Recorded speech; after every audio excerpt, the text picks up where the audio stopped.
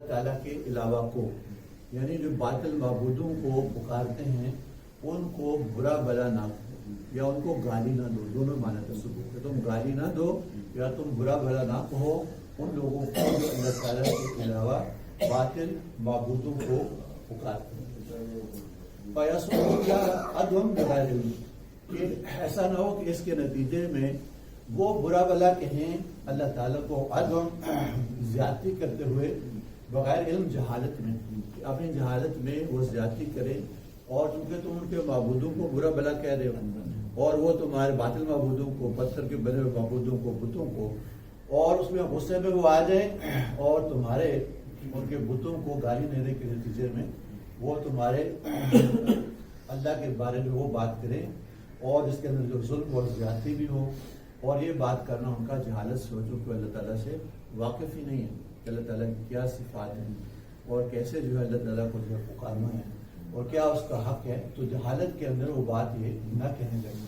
کذالک اسی طرح سے یہ زینا ہمیں مزین کیا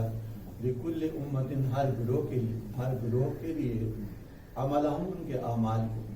ثم الی ربہم پھر الی ربہم اپنے پروردگار کی طرف مرجعہم ان کا لوٹنا ہے،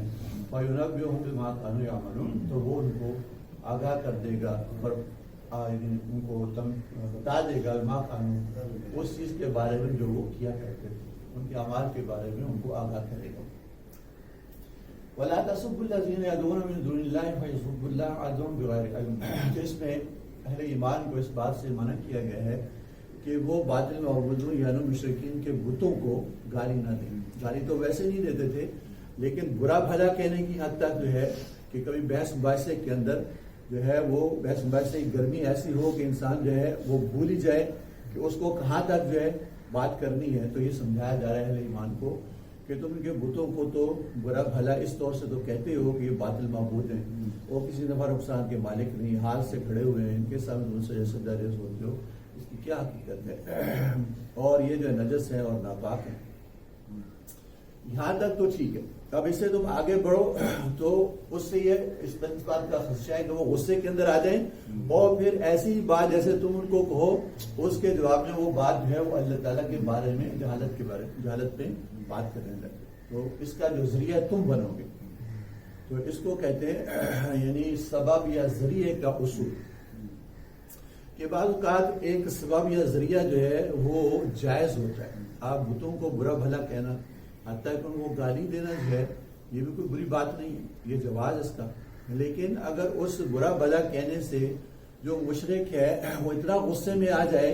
کہ وہ اللہ تعالیٰ کے بارے میں وہی باتیں کہنے لگ جائے جو ہم بتوں کے بارے میں کہتے ہیں، تو اس کا ذریعہ ہم بنیں گے، تو وہ سبب اور ذریعہ جو حرام تک پہنچا دے، چاہے وہ سبب اور ذریعہ جائز ہی کیوں نہ ہو، تو اس سے جو منع کیا گیا وہ سبب اختیار کرنا جو حلال ہے، جائز ہے،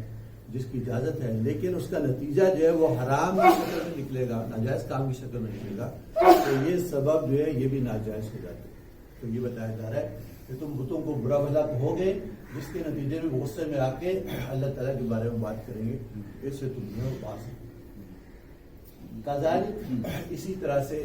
یعنی جیسے یہ مشرک جو ہے اپنے بتوں کی اتنی تعظیم کرتے ہیں کہ ان کے بارے میں برا بھلا کہنے کو وہ پسند نہیں کرتے، اسی طرح سے زینا ہم نے مزین کر دیا، خوبصورت کر دیا لکل امت ہر گروہ کے لیے عملہم ان کے عمل کہ جتنے جو ہے باطل معبودوں کی پرستش کرنے والے گروہ اس سے پہلے گزرے ہیں، مختلف اقوام جو ہے وہ گزری ہیں، تو ہر امت کے لیے ہم نے اس کے اعمال کو، جب اعمال کا تعلق جو اعتقاد اور یقین سے ہو، چاہے اس کا تعلق جو ہے معاشرت کے ساتھ ہو، چاہے لین دین کے ساتھ ہو، ان کے اعمال کو ہم نے خوبصورت بنا دیا ان کی نظروں میں، اور اسی کو اچھا سمجھ کے لوگ کرتے رہے۔ جیسے جو ہے قوم لوط کے لیے لواطت جو ہے ان کے نزدیک ایسی جو ہے مزین چیزیں کہ اسی کو اختیار کرتے، قوم شعیب جو ہے وہ ناپتول کے اندر کمی کرنا یہی ان کے لیے مزین تھا، تو جو جو ان کے اعمال تھے،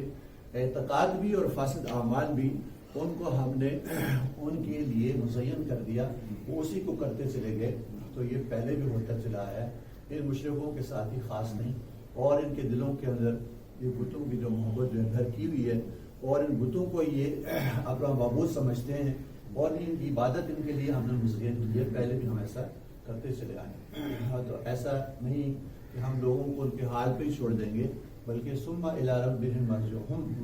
پھر ان سب کا لوٹنا ان کے پروردگار کی طرف، کیونکہ لوٹ کے جو ہے ہمارے پاس ہی آنا ہی. فَيُنَبِّئُهُم بِمَا كَانُوا يَعْمَلُونَ، تو ہم ان کو آگاہ کر دیں گے اس چیز سے جو یہ کرتے چلے آئیں، کہ جو ان کے اعتقاد تھے، جو ان کے اعمال تھے، اس کے بارے میں ہم ان کو آگاہ کریں گے. مطلب ان کو بتائیں گے تم کیا کرتے رہو، اس کے مطابق ان کو جزا اور سزا دیں گے. اگر اللہ تعالیٰ کی جو ہے مرضی کے اعمال ہوں گے، رضا کے، تو اس میں جو ہے وہ نوازے جائیں گے، اور اگر ناراضگی کے اعمال ہوں گے تو وہ موجب ہوں گے عذاب کا اور جہنم کا. یہ معنی فَيُنَبِّئُهُم کہ ہم ان کو متنبع کر دیں گے، ان کو بتا دیں گے، آگاہ کر دیں گے جو کچھ وہ دنیا میں کرتے چلے آئے، یعنی اس کے مطابق ان کو جزا اور سزا دیں گے. وَأَقْسَمُوا بِاللَّهِ جَهْدَ أَيْمَانِهِمْ لَئِن جَاءَتْهُمْ آيَةٌ لَيُؤْمِنُنَّ بِهَا قُلْ إِنَّمَا الْآيَاتُ عِندَ اللَّهِ وَمَا يُشْعِرُكُمْ أَنَّهَا إِذَا جَاءَتْ لَا يُؤْمِنُونَ. ترجمہ اس آیت کا یہ ہے وَأَقْسَمُوا بِاللَّهِ، اور وہ اللہ تعالیٰ کی قسمیں اٹھاتے ہیں، جَهْدَ أَيْمَانِهِمْ پکی قسمیں، لَئِن کہ اگر جاءتہم آئے ان کے پاس آیا کوئی نشانی یا کوئی معجزہ، لَيُؤْمِنُنَّ بِهَا تو ضرور بر ضرور وہ اس پہ ایمان لے آئیں گے. قل اے پیغمبر